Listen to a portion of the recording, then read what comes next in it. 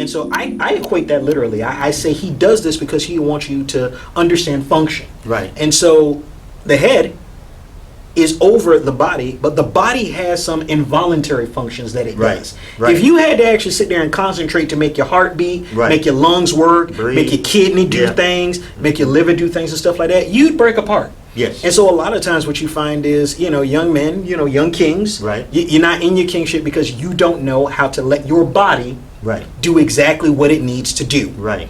Because your body has some involuntary functions. Right. You can't try to control those. Right. You can't try to hold on to those and make them work. Right. She has to be free to do exactly what she needs to do because she's your body. God gave her to you. Right. And like you said, strong man, you need a strong body. Amen. Nothing worse than having a strong... If you've ever seen anybody who was super intelligent and then lost the control of their body, they're absolutely miserable because they got all this amazing stuff up here, but they got nothing as a body to make it manifest. Amen. So I think that's really huge. So don't waste your strength on women, on those who ruin kings. Right. Exactly. What kind of woman ruins a king?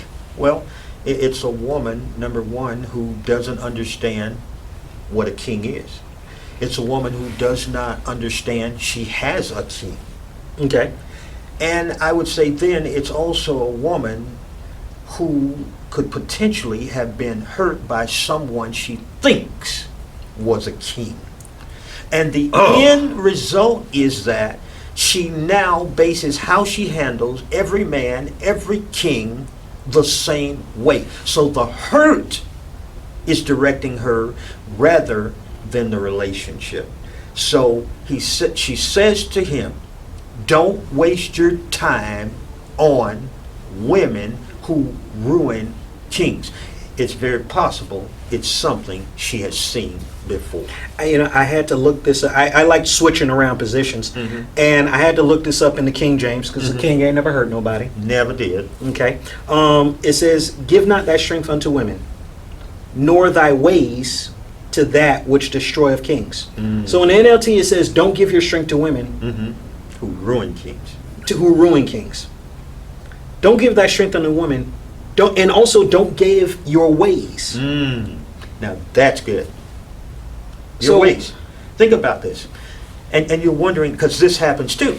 You find this person, you're attracted to this person, and she's just fine. Is that how you look at them? Yeah. Okay. She's fine. And you are thinking, I gotta have her. Okay, I've seen that before. But what begins to happen is, rather than you influencing her as a believer,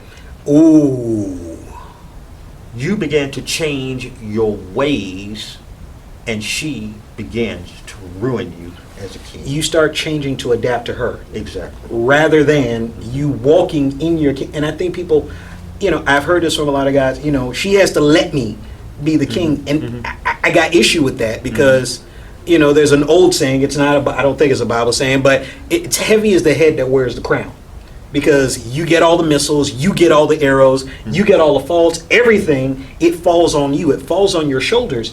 And so there is no let you be the king. You're either the king or you're not. Right. You either wear the crown or you do not. Right. So you're either going to be the leader or you're not. You're going to be the influencer or you're not. Well, you're going to be the influencer no matter what you think.